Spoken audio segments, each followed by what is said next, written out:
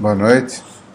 Nós vamos dar continuidade, então, ao estudo comentado do livro Ação e Reação, que foi editado por André Luiz, psicografado por Francisco Cândido Xavier, sob a supervisão de Emmanuel. Então, nesse capítulo, André Luiz e Hilário têm uma conversa amigável com o ministro Sânzio, que já havia, então, resolvido sobre os processos referentes aos pacientes que estavam sendo atendidos na Mansão Paz, e agora, então, ele abria um espaço de conversação com os aprendizes André Luiz e Hilário. E ele, então, fala que ele, embora já tivesse visto muita situação dolorosa na vida espiritual, ele nunca tivera a oportunidade de conhecer alguma criatura esquecida pela bondade divina. E ele continua dizendo que aquilo que nós vamos vivenciar no plano espiritual é a consequência daquilo que nós já fizemos e que continuaremos fazendo. Então, a ação e reação, que é o título do livro e que também é o tema central, deriva a palavra ação de uma origem do sânscrito, né, que é uma língua arcaica, e que significa ação, e que é também conhecida como karma. Então, o karma é a reação das ações que nós praticamos e do que nós deixamos de fazer. E Sânzio, então, continua dizendo que o universo é, na verdade, um sistema contábil, que essa contabilidade é perfeita, né, e que também funciona na forma não apenas de cobranças, mas de estímulos, porque os espíritos que conseguem algum mérito recebem moratórias, créditos especiais, recursos extraordinários, né, para todos os espíritos encarnados e desencarnados. Então, tanto no plano terreno quanto no plano espiritual, há um registro fiel, justo e misericordioso de seu merecimento e também dos seus débitos, né? Mas há uma tratativa misericordiosa que fornece ao espírito concessões adicionais para que ele consiga avançar no terreno da vida. Então, Sânzio também diz que, da mesma forma, há recursos de cobrança e fiscalização visando o reajustamento e a recuperação dos que se complicam perante as leis da vida, e também para limitar as ações do mal. Então, o mal é sempre limitado. O mal jamais vai vencer o crime, a má intenção é apenas uma manifestação de ignorância, né? Porque, como Jesus bem disse para aqueles que o crucificavam, na verdade, nós, quando agimos mal, não sabemos o que fazemos, porque o peso das consequências dos nossos atos vai nos mostrar mais tarde que nós poderíamos ter vivido muito melhor sem eles. E Sânzio, então, continua dizendo que todos os patrimônios da vida, desde a mais remota, mais insignificante partícula atômica, as constelações mais distantes, né, tudo pertence a Deus. E os inabordáveis desígnios de Deus podem alterar, renovar, anular, reconstruir, né, sempre no sentido de progresso e de evolução. Nós somos apenas usufrutuários, mas temos responsabilidade que é proporcional ao nosso discernimento. Então, na medida do nosso entendimento, pesa sobre os nossos ombros a consequência dos nossos atos. Patrimônios materiais e da inteligência, tempo e forma, afeições e rótulos, tudo pertence a Deus. André Luiz se lembra, então, da conceituação errada da Terra, onde a grilagem significa a apropriação indébita de terras mediante documentações falsas, né? E reflete que o mesmo se aplica, o mesmo conceito de grilagem se aplica quando o homem acredita que lhe pertencem terras, casas, títulos, favores, prerrogativas, afetos, né? Na verdade, tudo isso pertence a Deus, né, que nos permite que nós os usufruamos no sentido de promover o nosso progresso. Sanjo, então, acrescenta que as concessões são apenas por empréstimo e que a morte é um juiz que transfere bens e valores, afetos e concessões para outras mãos pelos princípios de causa e efeito. Então, nada acontece por acaso. Tudo obedece a uma justiça perfeita e infalível. Os princípios de causa e efeito, créditos, débitos, criando alegrias e dores, facilidades e obstáculos. Quanto mais conhecimento, maior responsabilidade. O bem do coração com boa vontade frente à lei é o bem de todos, né? O bem da cooperação com a lei ajuda e sustenta. O mal é o bem exclusivista, né? É a vaidade, o egoísmo, a insensatez e o orgulho.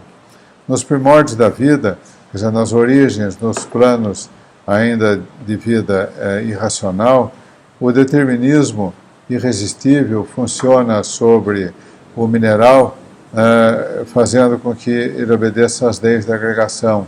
Então, a agregação que vai formar as rochas que dão sustentação ao solo. O vegetal que se reproduz e que se regenera, obedecendo também às mesmas leis de vida que o dirigem. O irracional, que também segue as mesmas leis, os animais irracionais, né, mas que já começam a apresentar o afeto embrionário que, por exemplo, o cachorro tem para com a sua cria ou para com o seu dono.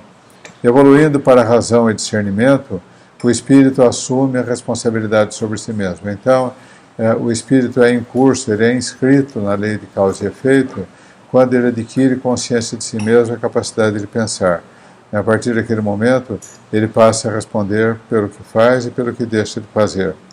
A conduta de cada um o leva a uma liberação antecipada ou retardada, ao agravo ou desagravo da sua condição. A consciência, depois de desperta, deseja resgatar dignamente os débitos que a oneram perante a bondade de Deus. O amor infinito de Deus brilha em todos os processos de reajuste. O ministro Sanjo dá como exemplo o suicídio de um homem aos 40 anos e seu ingresso no mundo espiritual, sofrendo as consequências de seu gesto infeliz por tempo mais ou menos longo, conforme agravantes e atenuantes, para recompor o seu perispírito, e quando possa receber a bênção da reencarnação, trará consigo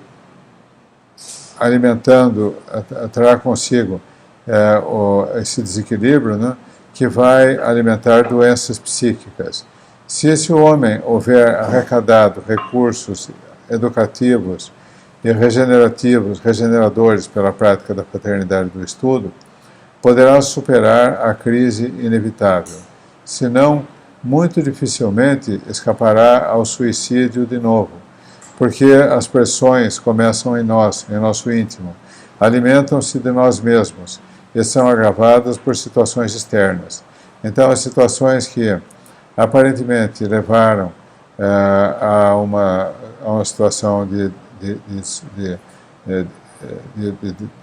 o indivíduo provocar a própria morte através do suicídio, as situações externas, na verdade, são apenas periféricas, porque a situação verdadeira, a origem verdadeira da tendência ao suicídio vem de dentro, né? Que é o débito do espírito por já ter desprezado a vida em outras oportunidades. E Sanjo continua: voltemos ao símbolo da planta. A semente da laranja, num solo pobre, vai gerar uma árvore pouco produtiva. Mas se o lavrador corrige o solo, aduba a planta, irriga e protege, ela produzirá. Eu já ouvi de um grande produtor de laranja que conhece toda a ciência de produzir laranjas de ótima qualidade, dizer que a terra ela apenas dá sustentação ao talo da planta, que os nutrientes, a correção do solo, os defensivos que são aplicados sobre a planta, os cuidados que ela recebe, na verdade é que garante a qualidade do produto.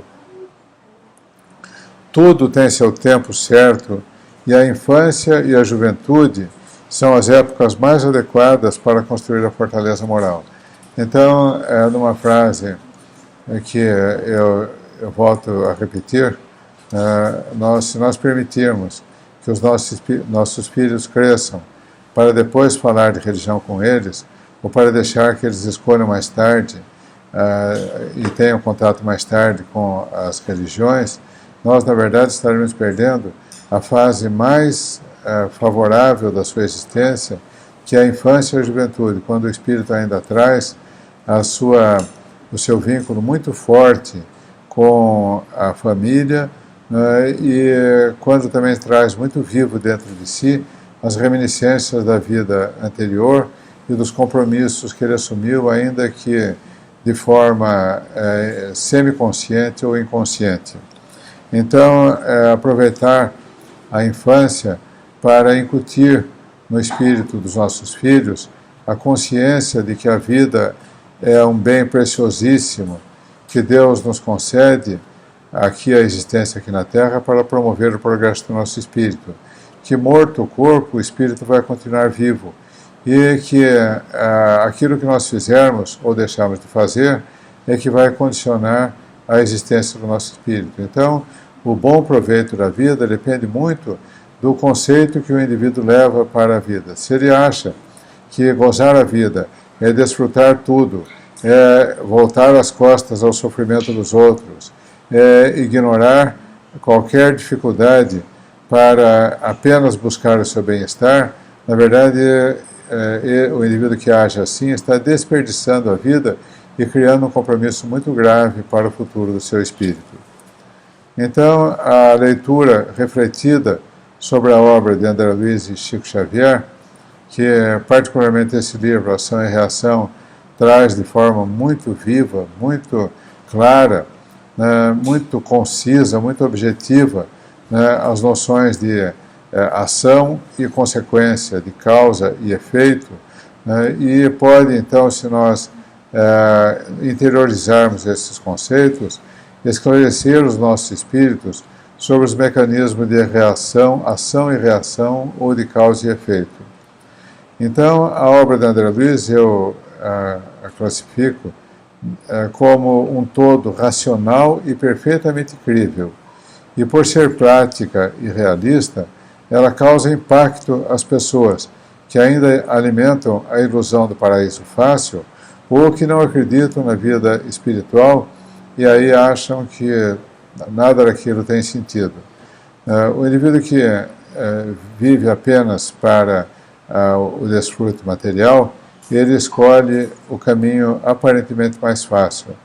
É a porta larga do materialismo ou da religião sem consequências morais.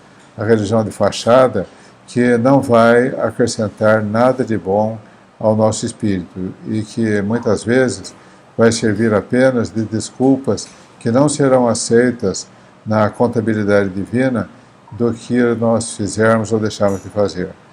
Bom que nós reflitamos sobre isso, porque nós temos o tempo que Deus nos permite aqui na Terra exatamente para modificar a nossa maneira de ser e melhorar a nossa condição espiritual. Muito obrigado.